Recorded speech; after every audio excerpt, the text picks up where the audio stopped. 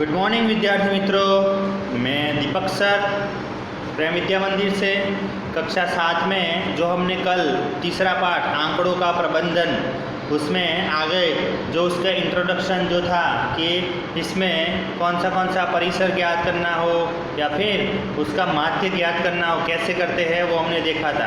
अब प्रश्नावली 3.1 जिसमें पहला प्रश्न कि अपनी कक्षा के किन्हीं 10 विद्यार्थियों की ऊंचाइयों का परिसर ज्ञात कीजिए। हमको यहाँ पे कोई भी 10 विद्यार्थी यहाँ पे हमको अपनी रीति से लेने हैं, तो यहाँ पे लिए हुए हैं कि राखी, अदिति, रोहित, रमन, ये सब 10 विद्यार्थी हैं, उनकी ऊंचाई इतनी इतनी है। तो उसमें उसका परिसर ज्ञात करना है। तो परिसर कैसे ज्ञात करेंगे? तो हमको मालूम है कि परिसर तो ये जो ऊंचाई है उसमें से जो सबसे ज़्यादा ऊंचाई हो और जो सबसे कम ऊंचाई हो, तो ज़्यादा में से कम को माइनस करना है तो हमको उसका परिसर मिलेगा।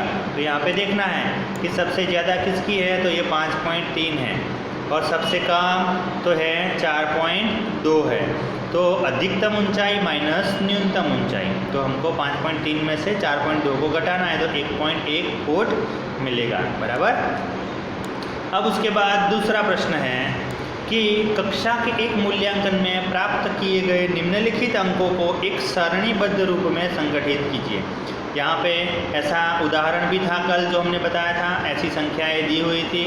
अब इसमें नंबर 1 सबसे बड़ा अंक कौन सा है, दूसरा है कि सबसे छोटा अंक कौन सा है, आंकड़ों का परिसर क्या है और अंक गणितीय माध्य ज्ञात कीजिए।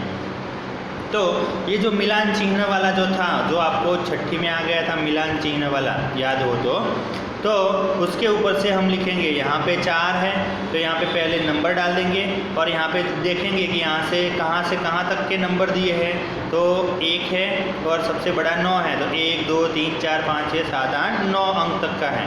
अब हमको देखना है कि पहले 4, तो ये 4 वाली लाइन में एक लाइन करेंगे, फिर 6 तो 6 में एक लाइन करेंगे, फिर है 7 तो 7 में एक लाइन करेंगे, फिर 5, फिर 3 5 4 ऐसे लाइन करते जाएंगे। लेकिन जिसमें 4 के ऊपर एक 5वीं लाइन आती है तो उसको यहाँ पे काट देना है, यानी कि ये 5 की जोड़ी बना देनी है। फिर यहाँ पे ये जो लाइन है जो हमने की वो यहाँ पे गिन के यहाँ पे लिखना है कि 1 लाइन है तो यहाँ पे 1, 2 लाइन है तो यहाँ पे 2 लिखना है, वो है हमारे विद्यार्थियों की संख्या। 3 लाइन है तो 3, यहाँ पे ये बंच बनाया हुआ है, पूरा ग्रुप है 5 तो 5, फिर 4 है तो 4, ऐसे लिखना है। अब इसमें लिखा है कि सबसे बड़ा अंक 9 है। यहाँ पर पहला प्रश्न था ना कि सबसे बड़ा अंक कौन सा है, तो वो सबसे बड़ा अंक 9 है।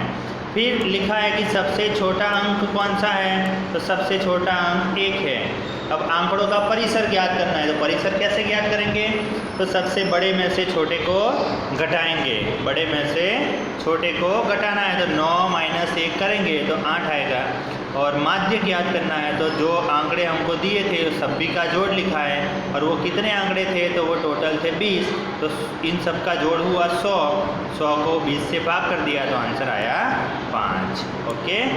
फिर प्रश्न नंबर 3 कि प्रथम 5 पूर्ण संख्याओं का माध्य ज्ञात कीजिए। प्रथम 5 पूर्ण संख्या, तो पूर्ण संख्या कहाँ से स्टार्ट होती है, तो वो 0 से। तो पहली 5 लिखने की तो 0 1 2 3 और 4, ये पहली 5 पूर्ण संख्या है। तो उसका माध्य ज्ञात करना हो तो संख्याओं का क्या करना पड़ेगा, योग करना पड़ेगा और नीचे कुल संख्याएं लिखना पड़ेगा। इन सब का योग किया तो आया 10 और उसको 5 से भाग कर दिया तो 2 आया, तो 5 संख्याओं का माध्य हो गया 2। फिर प्रश्न नंबर 4 है, एक क्रिकेट खिलाड़ी ने 8 पारियों में इतने रन बनाए, कितने, 58 76 40 35 46 45 0 और 100। तो उसका माध्य स्कोर या रन ज्ञात कीजिए, यानी कि उसका माध्य ज्ञात करना है। तो उसने कितनी पारियां खेली, तो 8। अब माध्य ज्ञात करना है तो रनों का हम योग करेंगे, जितने भी संख्याएं सबका जोड़ करो और बटे में जितनी पारियां खेली है वो, इन सब का जोड़ किया तो कितना आया 400 और नीचे कितनी पारियां खेली, तो 8, तो 400 को 8 से भाग कर दिया तो आंसर आएगा 50, बराबर। तो खिलाड़ी का माध्य स्कोर क्या हुआ, 50 हुआ। अब उसके बाद वाला प्रश्न है प्रश्न नंबर 5, निम्नलिखित सरणी प्रत्येक खिलाड़ी द्वारा 4 खेलों में अर्जित किए गए अंकों को दर्शाती है। यहाँ पे खिलाड़ी है A, B और C। खिलाड़ी पहला तो उसने 14, 0 और 8, खेल 2, खेल 3 और खेल 4। हाँ, नीचे प्रश्न दिए हैं, प्रश्नों के ऊपर से उसको हल करना है। पहला प्रश्न है, प्रत्येक खेल में ए द्वारा अर्जित औसत अंक ज्ञात करने के लिए माध्य ज्ञात कीजिए।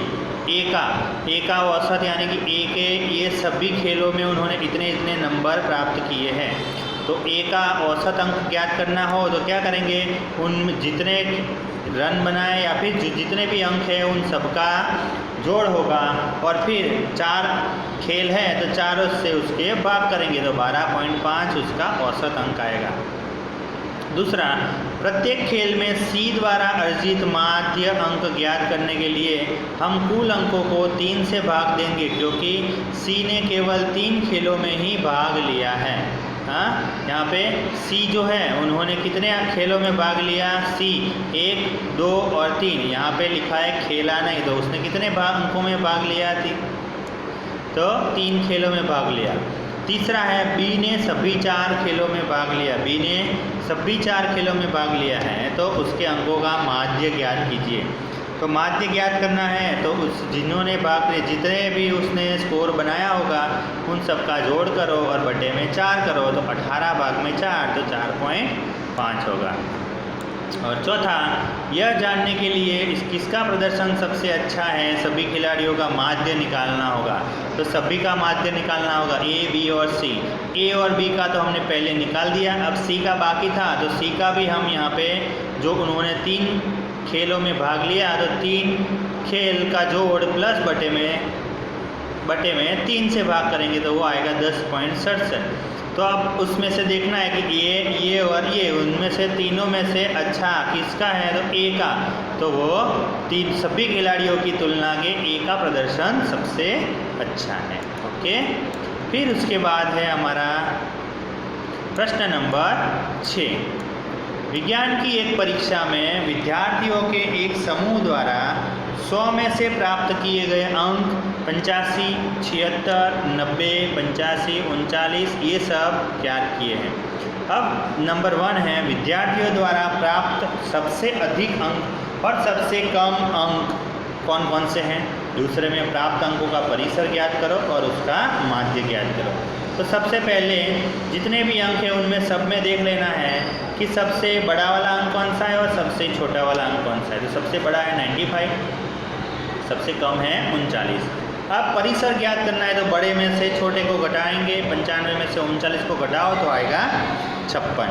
अब माध्य ज्ञात करना है तो जितने भी अंक है सबका जोड़ करो और कितने अंक है 1, 2, 3, 4, 5, 6, 7, 8, 9 और 10, तो भाग 10 से भाग करो तो आंसर आएगा 73 बराबर। अब प्रश्न नंबर 7 है कि 6 क्रमागत वर्षों में एक स्कूल में विद्यार्थियों की संख्या इतनी है, तो स्कूल में विद्यार्थियों की माध्य संख्या ज्ञात कीजिए। तो माध्य ज्ञात करना है तो जितने भी ये आंकड़े हैं सभी का प्लस करते हैं, वो कितने हैं 1, 2, 3, 4, 5 और 6, तो उसको 6 से भाग करो तो आंसर आएगा 2058 बराबर। फिर उसके बाद है प्रश्न नंबर 8 कि एक नगर में किसी विशेष सप्ताह के 7 दिनों में हुई वर्षा के वर्षा कितने में, सोमवार को इतना यानी कि यहाँ पे 0.0 वर्षा नहीं हुई, मंगलवार को 12.2 मिलीमीटर, बुधवार को, गुरुवार, शुक्रवार, शनिवार और रविवार। अब उसमें पहला प्रश्न, आंकड़ों के वर्षा का परिसर ज्ञात कीजिए। परिसर ज्ञात करना हो तो क्या करेंगे, तो सबसे ज़्यादा वर्षा यानी कि सबसे बड़ा अंक उसमें से छोटे अंक को माइनस करना है। बड़ा है 20.5, छोटा है 0.0, तो उसको आंसर आएगा 20.5। फिर है सप्ताह की माध्य वर्षा, तो सभी का जोड़ करेंगे और उसको 7 से भाग करेंगे, सभी का जोड़ करके उसको 7 से भाग करेंगे तो आंसर आएगा 5.9। और कितने दिन वर्षा माध्य वर्षा से कम रही, तो कितने दिन वर्षा हुई, तो 5 दिन, सोमवार, बुधवार, बृहस्पतिवार, शनिवार और रविवार को वर्षा माध्य वर्षा से कम रही, यानी कि माध्य में जितनी भी वर्षा है उससे भी उसमें कम थी। फिर है प्रश्न नंबर 9, 10 लड़कियों की ऊंचाई सेंटीमीटर में है, ये सब 10 लड़कियों की ऊंचाई है, उसमें से सबसे लंबी लड़की की ऊंचाई क्या है, तो सबसे बड़ा जो आंक है वो सबसे लंबी 151। सबसे छोटी लड़की की ऊंचाई, तो सबसे छोटा 128 सेंटीमीटर। आंकड़ों का परिसर, तो बड़े में से छोटे को घटाना है, तो आएगा आंसर 23। और फिर लड़कियों की माध्य ऊंचाई क्या है, तो माध्य ऊंचाई होगी लड़कियों की कुल ऊंचाई, कुल लंबाई और लड़कियों की कुल संख्या, सबका प्लस करो और बटे में 10 करो, तो 141.4। और पांचवा है कितनी लड़कियों की लंबाई माध्य लंबाई से अधिक है, तो 141 से ऊपर कितनी लड़कियां हैं, तो ये 5 लड़कियां हैं जो माध्य लंबाई से अधिक है। बराबर। तो ये जो प्रश्नावली जो थी आपकी 3.1 उसके 9 प्रश्न थे, वो प्रश्न यहाँ पे समझा दिए हैं, तो वो आपको अच्छी तरह से कॉपी में समझ के लिखना है। Okay, thank you.